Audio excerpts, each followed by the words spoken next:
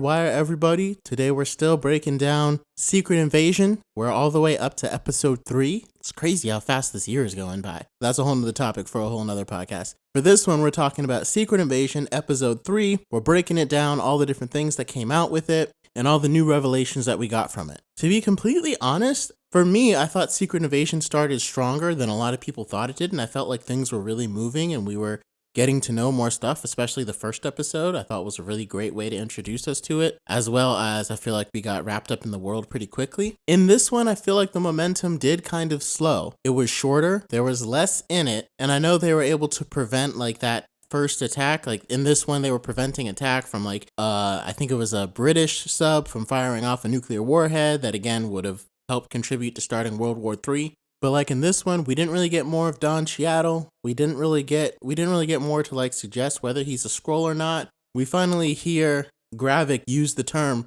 Super Skrull, and obviously I do think they're going for replacing the Super Skrull from the comic with characters in the MCU whose powers like most resemble it. Like I discussed before, for the Thing, he's got Cull Obsidian's powers. For Mr. Fantastic Stretchy powers, he's got Groot's powers. For the Human Torch, he's got the Extremis Flame powers. And then for the Invisible Woman, like the Frost Beast doesn't really have anything to do with her, because unless the Frost Beast like camouflage, and maybe he'll make like ice shields with his powers and it'll be kind of similar. That's the one that probably they couldn't really find anything comparable for it. But overall, I think this series is definitely making us, wait to get more information on this one. I feel like what I really like seeing is like the pain that it's causing Talos to be fighting his own kind and feeling like he's not, with them for this cause. Because again, he still believes in humans and he still believes that humans don't deserve to die just because they didn't get a home. But at the same time, you can really tell the anguish that's taking on him because he doesn't want to be fighting his own people. And that's pretty much what he's doing because Gravik has gotten almost every Skrull to his side. So Talos has never been more alone. As close as he is to Nick Fury, Talos has never been more alone in this series. And I feel like Ben Mendelsohn is doing a fantastic job conveying that. The thing that I really want to see, I suppose that, in the second episode, Talos was talking to the Skrulls and addressing them, and he said, "We went to find a new home, and all we found was hatred, violence, and war." So I don't know if that means like they went to different planets, and everywhere they went, they were turned away because people were like, "No, you guys look weird." Or if it was more like every planet they went to, there was no place for the Skrulls, so then they all just kind of came back to Earth. My hypothesis and what I'm starting to think of is if we still don't know why Carol kind of like dropped out. But I guess maybe on that Lightspeed ship, if they've been searching for planet after planet and they still hadn't found one, maybe they were just tired of being on a ship and being on a big Lightspeed engine and everything and just floating around space trying to find everybody. So I think it was Nick Fury's idea for them to come back to Earth. I think Talos or Carol, I guess technically he wasn't supposed to contact Carol unless it was an emergency with that beeper. But I do think, and I think that's why Gravik is angry at him. To me, that makes the most sense. They were out there in space. It was always for 3 years because I think Captain Marvel ended around 94. Or it might have just been a year, but in 97 is when Nick Fury was addressing all the Skrulls. So it was either like a year or 3 years or so. And to me, I don't see a reason for them to stop searching. I don't see a reason for them to come back to Earth particularly because, like Maria Rambeau had already established like you guys won't be safe here. And sure, while they can blend in with humans, like there's not really a reason to come back to Earth unless I think it was Nick Fury's idea. And I think when Talos, he must have told Nick Fury like, hey, the kids are getting restless. We still haven't found a home. We've been doing this for a year. And I think Nick Fury, he's known the possibility of Skrulls for a long time.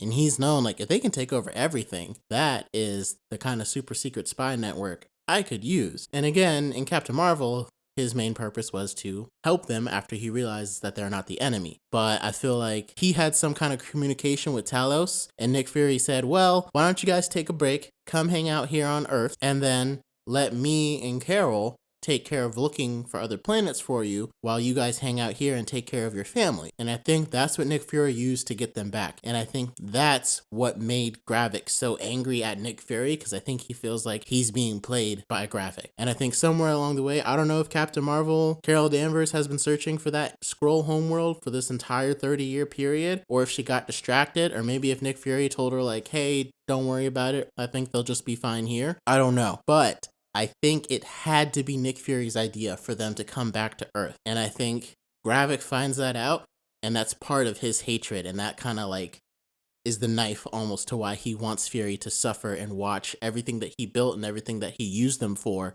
to come crashing down so horribly. Because I think that would be enough to enrage him to that point, because he'd be like, we maybe could have found a home if we kept looking, but you convinced our leader, Talos, to come back here.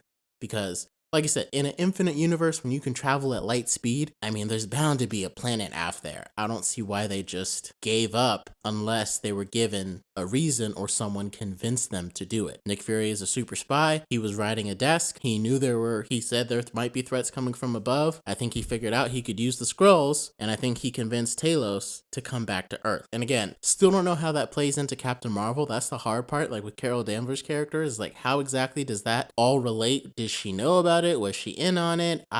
It's really hard to tell, and we probably won't get an answer even in the Marvels, I don't think. But for right now, what it seems like it's pointing to is the Skrulls were getting tired of finding a new home, and Nick Fury convinced them to just stay on Earth for a little bit and let him and Carol Danvers take over the search, and just had the Skrulls come back to Earth. Because at one point, all the Skrulls had left Earth, so for them to come back, like, we need a strong reason for it.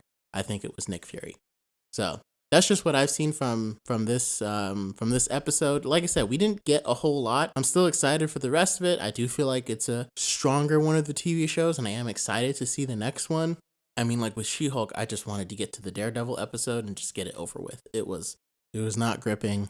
It was not engaging. And worst of all, it really wasn't funny. And that was like the whole point of it. So anyway, Secret Invasion, like I said, so far, I know it hasn't gotten a lot of views. And the sad part is like the whole AI controversy over Marvel using an AI to make its title sequence. I don't really get why people are so, I get why people are so upset with it, because they don't want to feel like their jobs can be easily replaced. But at the same time, I don't even know why Marvel used it, because it doesn't really look good. Every time I just skip it, I'm pretty sure every person watching Disney skips it, and it's like, it doesn't really do anything for the show, and now all it's doing is blocking out other narratives of what else is going on in the actual TV show, because no one's talking about Secret Invasion. All they're talking about is this AI thing that's coming right during the writer's strike, and also after the news with Across the Spider-Verse and people saying that Sony's work conditions were horrible. Now it's only adding to this deplorable corporate movie, I don't want to say attack because it's deserved, you know what I mean? But it's only adding to that narrative that's going around right now. And Disney can't get people to focus in on its show, on Secret Invasion. So I think it probably wasn't the best time to release Secret Invasion either, with all the stuff in theaters and everything. Like, as glad as I was to get it in June, I probably still would have waited till like July, you know, because July there's not really any superhero movies coming out. But in June, you know, we got hit with 3, if I'm not mistaken. Well, we had Guardians, and then we had Guardians was in May, and then we had Flash, and then we had Across the Spider-Verse. But then we also got, and Transformers wasn't really a superhero movie, but still, high action. Like, there was a bunch of stuff going on in June. I think this would have been smart to move this one a little bit further back. But anyway, thank you guys for listening. Until next time, Blurds.